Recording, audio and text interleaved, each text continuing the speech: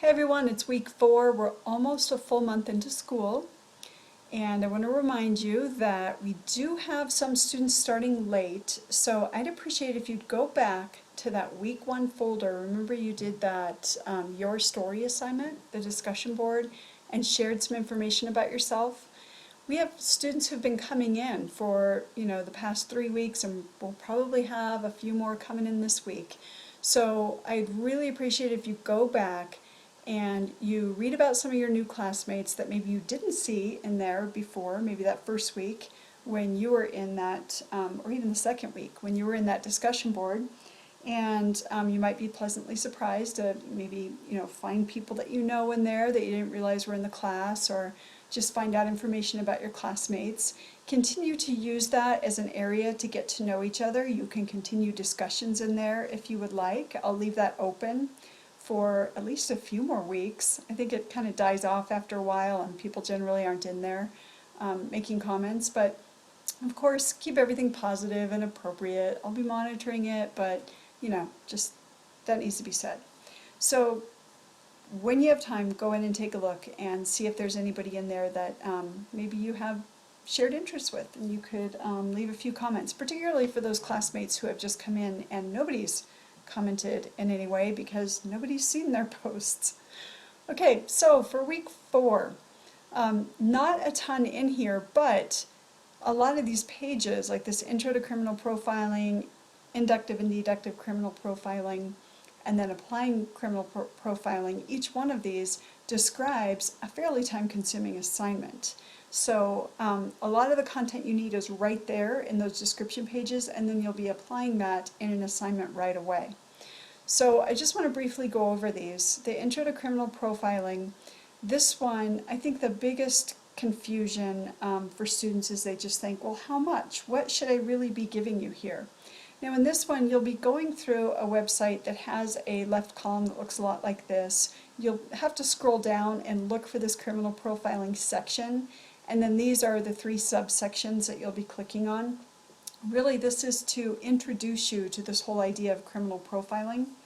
And so what you'll be doing is summarizing all of that information, just showing me that you can pull out the main points and the important ideas. So your goal here, and I have it down here at the bottom, your goal is to create kind of a quick guide. So if you were maybe hired to create this quick guide on criminal profiling, this is just to put it out there so people understand these bulleted points here. Just a quick description and definition of what it is, its origin and history, where did it come from, how did criminal profiling even start, who started it, where did it start, what the underlying principles are. And this is actually, it's easy to find, it's clearly labeled as underlying principles. So those would be like, really, how do we come up with this, I shouldn't say come up with this idea, but how do we define the ideas that we use in criminal profiling? So what's important for deciding how we would profile a criminal? And then be really careful, because sometimes students get confused, between profiling and just describing. Okay, profiling is before you know who a criminal is. So what you're trying to do is decide who you're looking for. And then you need to compare and contrast signature behavior and modus operandi, and then stages in an investigation. So again, these are going to be summaries. You do need to put it in some sort of presentation. So whether you prefer to use, some of you still think, oh, I like PowerPoint, it's always worked well for me, I'm comfortable with it. It could be in your Google Drive, in your Jeffco Google Docs account, there's a presentation tool in there, very much like PowerPoint. Maybe you want to do a Prezi or a Glog. I've had students put together Powtoons or short videos. Really up to you, but it does need to be a presentation, not just a document. That'll be submitted on the next page. The next assignment that you have this week is inductive and deductive criminal profiling. That one you'll be doing some reading and then answering questions on this page. So once you have the website open here, it's this website, you'll click on that and open it, and then you can move on to the quiz so that you have both open. so that you are looking here and answering questions in this inductive versus deductive quiz on the next page. So make sure that you are using that content here to answer those questions. Don't try to answer those without that content. And your last assignment, this one I do want to spend a little more time going over what you need to do, because there has been confusion here in the past because there's several different parts. Now, I'm not going to go into super duper detail because there's a video here. Please, please, please watch this video. This goes through that level of detail that will help you make sure that you are doing this assignment correctly, because there are several parts. What you will be doing is really now applying that idea of using a criminal profile. Sorry. So you are going to first read how to develop a criminal profile.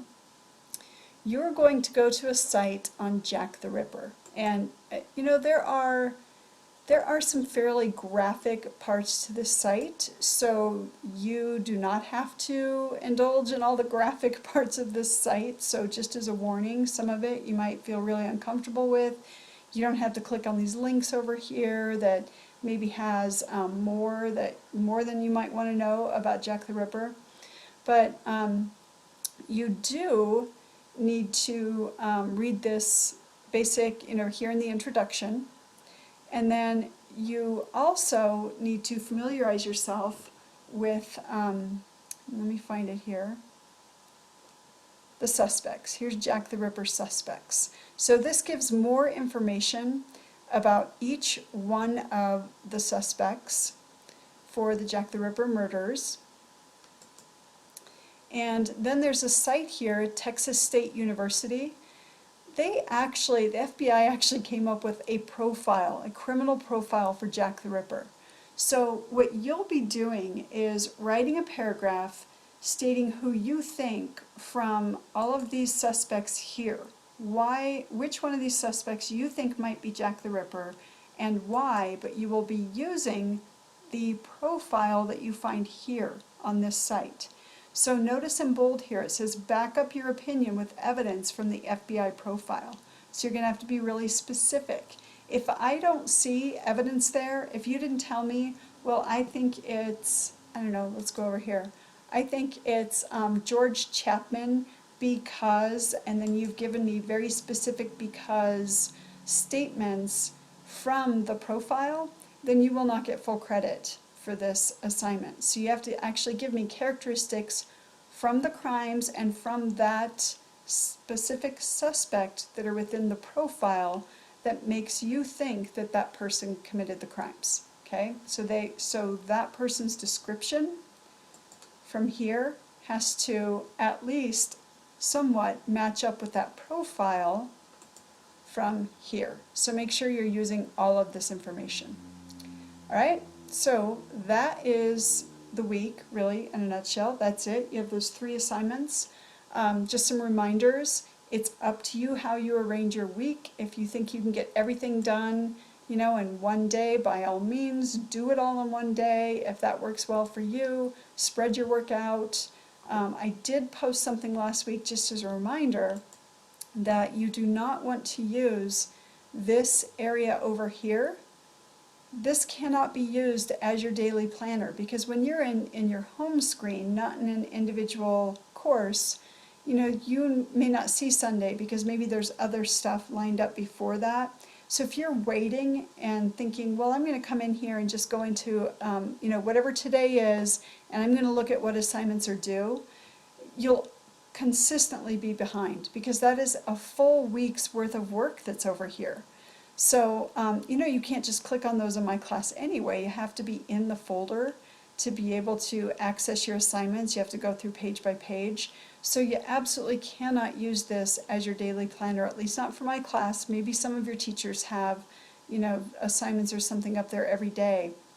But, this really gives you some flexibility to decide when you'll do the work during the week. But also remember, you do have that weekly schedule that I give you as well. Let's go back into week 4.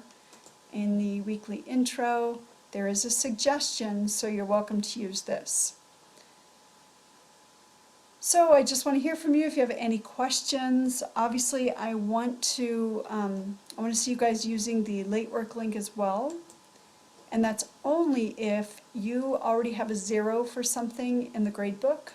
You would be using the late work link. So look in grades, if there's already a 0 there and you're submitting something late, then you would want to use this link here and just let me know that it's been submitted. So I hope you have a great week and let me know if there's any way I can help.